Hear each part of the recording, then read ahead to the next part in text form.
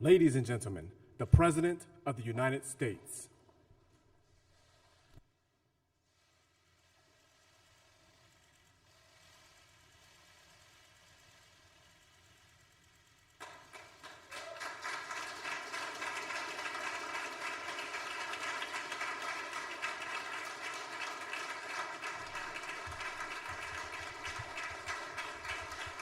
Thank you very much.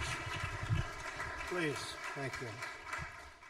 Good afternoon. And before we begin, 5 years ago, 9 innocent parishioners of a historically black church, you all remember this horrible event, were tragically killed during an evening Bible study in Charleston, South Carolina. That was a despicable act of evil.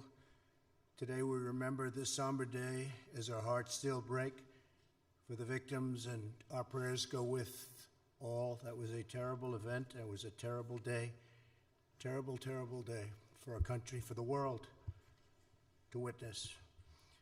Thank you very much for being with us at the White House as we reaffirm our sacred promise to support and protect our great veterans. We love our veterans, and great they are.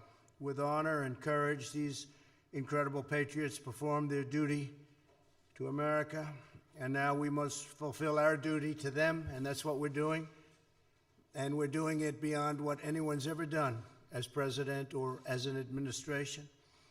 We're gathered together to address an especially urgent struggle. Today we're unveiling our roadmap to empower veterans and end the national tragedy of suicide. Tremendous problem. Tremendous, tremendous problem. My administration is marshaling every resource to stop the crisis of veteran suicide and protect our nation's most treasured heroes. They've been through so much, and it's such a deep-seated problem. And we're doing tremendous research and everything you can do. But it is something that nobody quite understands, and they're gaining knowledge, but they don't quite understand it. And I want to thank our Vice President for being with us. And I especially want to thank, frankly, wonderful Karen Pence, who is so committed to the veterans and this particular problem. And thank you very much, Karen. We appreciate it. Thank you.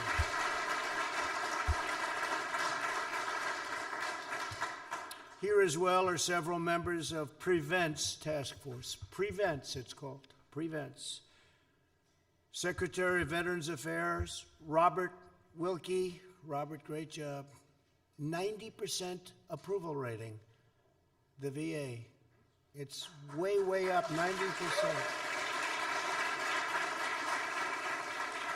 That's a number that has never not even come close to attaining that number, so it's a tremendous job you're doing. Thank you very much. Secretary of Labor, Jean Scalia. Jean, thank you very much. Secretary of Health and Human Services, Alex Azar. Alex, thank you. Secretary of Housing and Urban Development, the great Ben Carson. Thank you, Ben. Secretary of Education, Betsy DeVos. Thanks, Betsy. And Acting Director of OMB, Russ Vogt. Thank you, Russ, very much. Also with us are Surgeon General Jerome Adams. Where's Jerome? Jerome, hi, Jerome. And he got a standing ovation the other day. I introduced him. He got the only standing ovation, Jerome. What was that all about? And the Executive Director of Prevent's Task Force, Dr. Barbara Van Dalen. Thank you very much. Appreciate it. Thank you. Thank you, Barbara. And representatives from several of our nation's leading veterans groups. We have tremendous people in this room, people that work so hard for the veterans, and they love our military, they love our country, they love our veterans. Thank you all for being here very much appreciated. From day one, my administration has been on a mission of historic scope and scale to deliver results for our great veterans. After years of shameful scandal and neglect under the Obama-Biden administration, and scandal and neglect it was, we have fundamentally reorganized the VA from top to bottom, and we've reestablished a crucial principle. American veterans deserve the highest standard of care anywhere in the world, and that's what they're getting. Great leadership. To help veterans get the care they need when they need it, we approved Veterans Choice and made it permanent, and that was a big deal. They've been trying to get it for decades and decades and decades, and we got it. We got it done. And basically that means if you have a problem and you can't get to a doctor, it doesn't work, you end up going outside, you get your doctor, we pay the bill, and they get immediate service. Some of the veterans were forced in past administrations for a long time, beyond the Obama administration even, but for a long time they were expected to wait a week and 2 weeks and 3 weeks just to get to see a doctor. It was a terrible situation. Now we have Veterans Choice. They've been trying to get it so long, and it works incredibly well. And I would say that's a reason why, when I say 90% approval rating, that's probably one of the big reasons. Before I took office, every month seemed to bring a new story of crisis at the VA by our friends from the media. But the days of endless and deadly wait lists are over, and they are never going to come back. We're never going to allow them. Nobody can allow that to come back, what our vets had to put up with. I signed the VA Accountability Act into law, and we've removed more than 9,000 VA workers who were not giving our veterans the care, respect, attention that they've earned. And now that we have accountability, it's accountability, very nice word. If an employee of government mistreats our veterans in any way, does something wrong, isn't good for the VA, the secretary looks at them and says, "You're fired, get out." Before you couldn't do that. We had people for years and years. We had stories, I could tell you, story after story, how bad it was. You had sadists, you had thieves, you had some bad, bad people. So 9,000 have been fired. And they should have been fired a long time ago, but we got accountability, VA accountability passed. We secured record funding for the VA, including $9.6 billion for mental health services in 2020. $9.6 billion. Every VA medical facility now offers same-day emergency mental health, something we didn't have or even come close to having. We have dramatically expanded telehealth for our nation's veterans. And with COVID, it's really become probably the hottest thing there is in medicine, wouldn't you say? I think so. It's gone up in terms of usage by hundreds of times. It was not picking up until COVID came along, and now it's one of the hottest things you have going in the medical world, allowing people to consult with doctors from the comfort of their homes and not having to go out and not having to make long trips, and they get tremendous advice, I hope.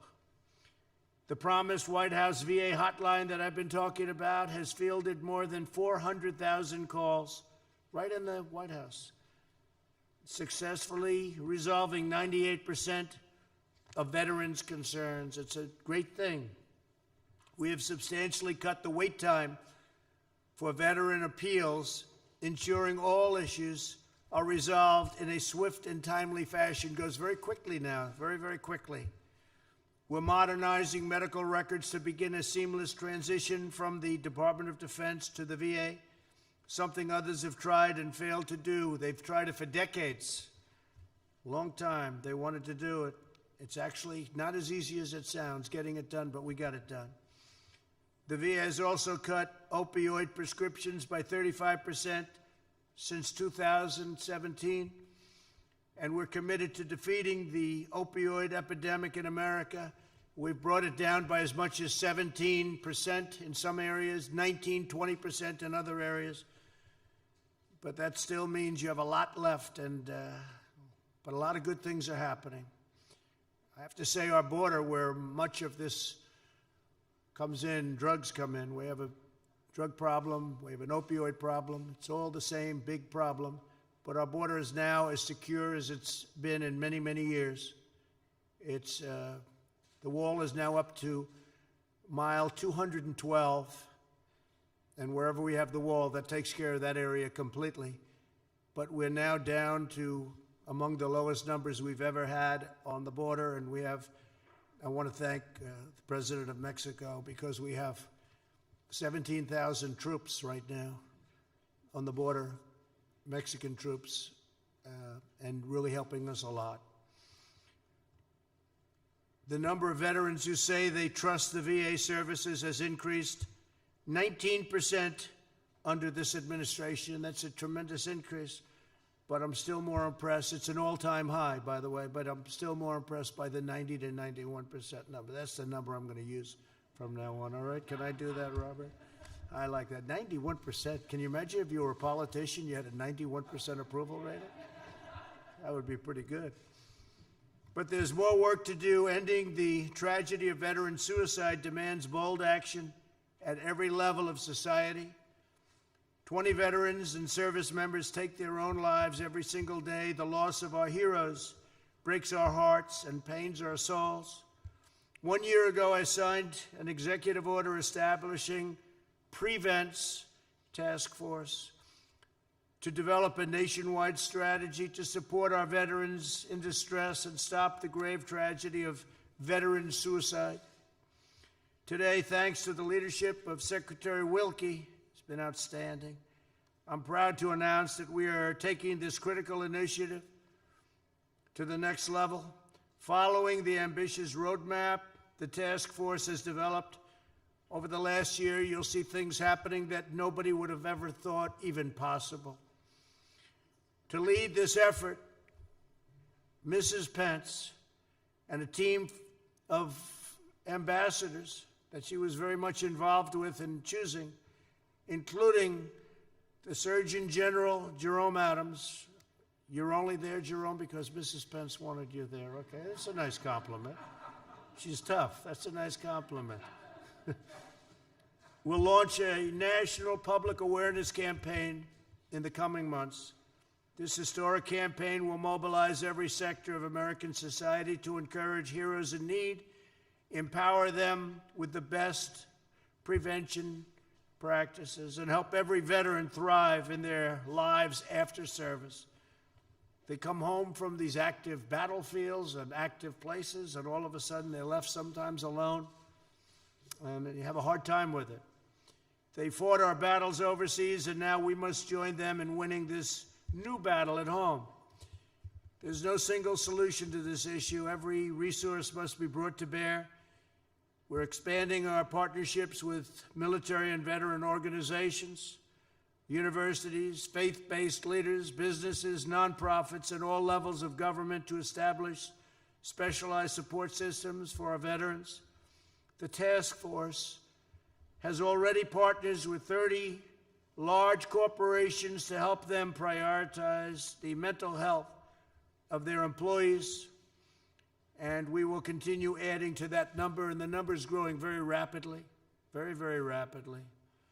We're also launching a national research strategy. The Prevent's Office will work with the greatest scientific minds across our nation to evaluate research to better understand the trauma service members face.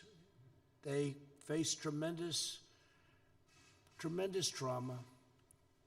Identify effective treatments and communicate their findings to the public.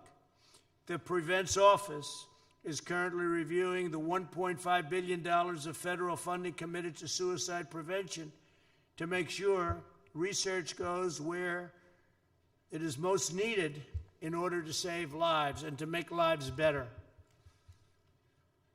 Here with us today is former Marine and Coast Guardsman Chad Heiser, who can share with us his personal testimony about the importance of the steps we're taking today. And Chad, if I could, please, would you say a few words? Thank you.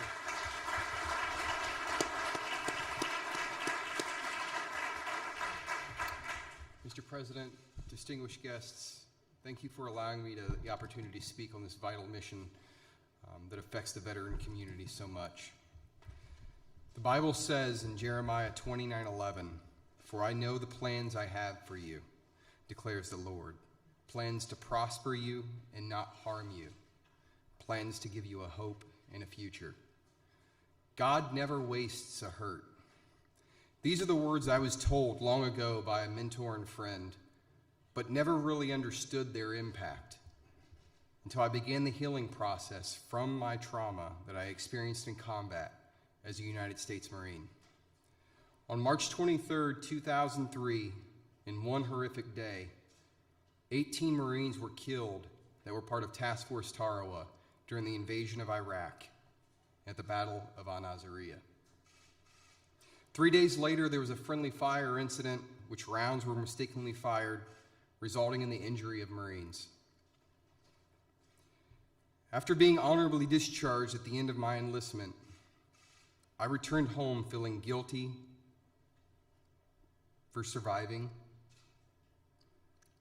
shame for feeling like I hadn't done enough. The war was still in my mind. I was detached physically, emotionally, and spiritually. I was angry and isolated from the world, including my family. Just 1 year after leaving the Marines, I decided to return to military service, this time with the United States Coast Guard, seeking a last-ditch effort to cope with the pain and regain my purpose in life. Unfortunately, my condition only worsened. In 2005, I attempted suicide. I was transported to a medical hospital, diagnosed with post-traumatic stress disorder, and shortly after I was medically retired. During this time, my wife was praying. She was asking God to help heal me from this combat trauma. I felt there was no one I could turn to, that my life just wasn't worth living. As a tough Marine, I was hesitant to seek the help I truly needed to recover. 2009, by God's grace and mercy, I was saved by Jesus Christ. After carrying these burdens that I had carried for so long, the newfound hope I had was my foundation now. In 2011, I participated in Wounded Warrior Project's Project Odyssey, a combat recovery retreat. For the first time since returning from combat, I was able to open up about my own personal experiences and help further my own recovery process. This was truly a turning point in my life that gave me a sense of new direction. As a Wounded Warrior Project peer mentor, warrior leader, and national campaign team member, I am fully committed to serving the veteran community by giving my time and attention to listen, empathize, and encourage and help carry the burden shared by countless veterans facing similar struggles after war. I've realized through my own experience how vital it is for veterans to have a positive support system, not only within our families and communities, but also within our government. Showing support and caring for those who are hurting. It's also important to let everyone know, let the country know, that they can be strong and ask for help if you are struggling. Mr. President, I would like to take this opportunity to personally thank you for your decision to implement this important initiative combating mental health and suicide crisis within the veteran community. I am so grateful for your actions in insisting veterans to get the help they need at such a critical time. Your leadership in this matter truly shows your care for our nation's warriors. Thank you. Thank you, sir.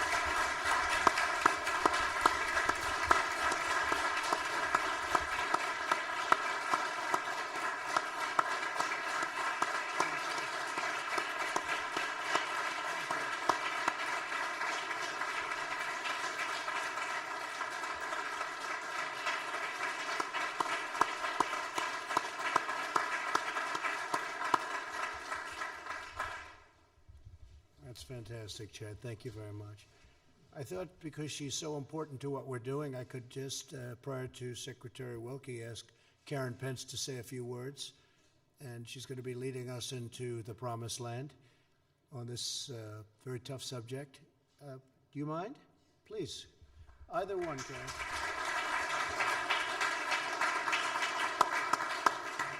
Thank you, Mr. President. I just want to say thank you for this administration realizing that this is an issue that we need to face head on. You are changing the culture. It's the leadership at the top. It's people like Chad being willing to be vulnerable. It's people like Dr. Van Dalen leading the whole task force of real experts who have been dealing with the suicide issue for many decades. And now all of us are coming together. We came together a few months ago at the Vice President's residence. We talked about how we wanted to go forward with this initiative. And I feel like right now is such an opportune time because we're all dealing with anxiety. We're all dealing with stress right now. So if I can do anything as lead ambassador, it's my goal to help take away the stigma of mental health, take away the stigma for people to be able to come forward like Chad to say, there was a time in my life where I wanted to end everything. And our veterans, I've met with so many of them who say to me, I don't go to that dark place anymore. And so we are giving them hope. We want them to know, and anyone who's considering suicide, that there are people out there who want to help. There is a way forward, and I just am so grateful and honored to be lead ambassador for Prevents. So thank you, Mr. President. Thank you very much. Thank you very much. So she had no idea I was going to do that, but I have to say that I did it about 2 months ago. I said, maybe Karen wants to say a few words. And she got up and she spoke for 5 minutes. She blew everybody away. She was the star, right, Mike? And I said, come on, Karen, you got to go. Great, great. Really appreciate it. You're going to do a fantastic job. Thank you very much. Mr. Secretary, let's go.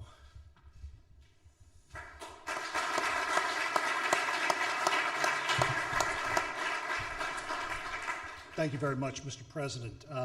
I have been accused by some in this room of living in the 19th century and looking back on American history before I make any decisions.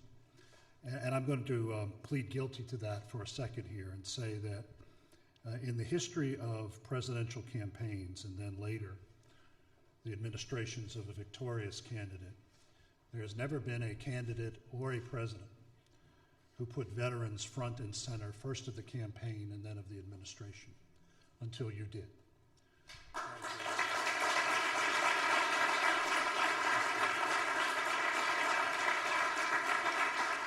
I'm going to speak for Mrs. Pence, and I'm going to speak for myself as the son of a grievously wounded combat soldier from Vietnam, and in Mrs. Pence's case, the mother of a Marine warrior.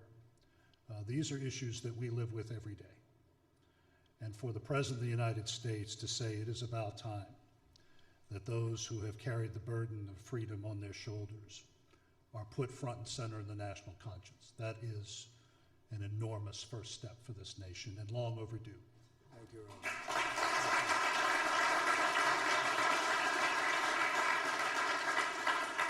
I've thanked Mrs. Pence. I want to thank two other people. First is our Executive Director, Barbara Van Dalen, who took this burden on herself, but took it joyfully, and is not only opening the aperture when it comes to a discussion of this last tragic act in a veteran's life, but also opening the aperture on a discussion, finally having a discussion on mental health and addiction. So Barbara, I thank you very much for what you do. And last but not least, I want to thank our Deputy Secretary, Colonel Pamela Powers, who took this on when she was Chief of Staff and has carried it across the finish line. I thank you very much, ma'am.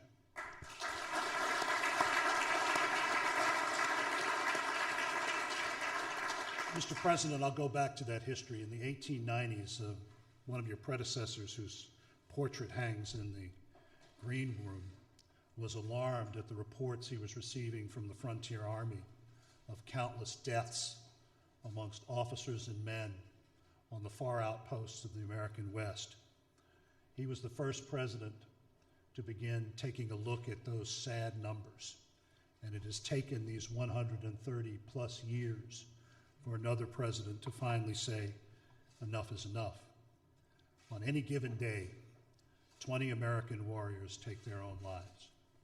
Those are active duty, guardsmen, reservists. The largest part of that number is from my father's generation in Vietnam. But another reason why this task force is so important is that it will point the way for the rest of the country. Growing up as a youngster at Fort Bragg, the leading cause of death amongst my classmates in junior high and high school was automobile accidents. Today, it is suicide. It is a scourge that is impacting every segment of this country. So I want to thank the President for having the vision to identify the real solution to this national problem, and that is us, each one of us. Each one of us can help end the stigma that has prevented America from taking on the important issue of mental health. Each one of us can work to change the culture that made it acceptable to ignore the signs of mental health and distress. Each one of us can learn to identify the signs amongst our friends, our neighbors, and our coworkers. So this day is the beginning of one of the most important national discussions America has seen. It is an effort to find a solution to a problem that does not discriminate amongst its victims: the poor, the rich, people of all races and creeds. So I'm going to end with a story that I've told before, and it was one that I was very familiar with growing up at Fort Bragg. The looming presence in the home of the airborne was Matthew Ridgway. In fact, he was so powerful that even the minor league baseball team's mascot is named after him in Fayetteville. General Ridgway commanded the All-American Division to victory in North Africa and Sicily, and then General Eisenhower tasked him with leading the airborne assault on Hitler's fortress Europe on the night of D-Day. General Ridgway planned the operations for the All-Americans, the Screaming Eagles, and the Red Devils of the British 1st Airborne. But on the night of the invasion, he couldn't sleep. He fell out of his cot, and he reached for sustenance in the Old Testament, and he looked to the book of Joshua and God's promise to Joshua on the eve of the great battle of Jericho. And the Lord promised the general, "I will not fail nor forsake thee." Mr. President, that is what you have sent to the American people today and to the 20 million Americans who are in uniform and who have left uniform, that we will not fail nor forsake the people of the United States who have always carried, without question, our freedom on their shoulders. So, Mr. President, I thank you very, very much.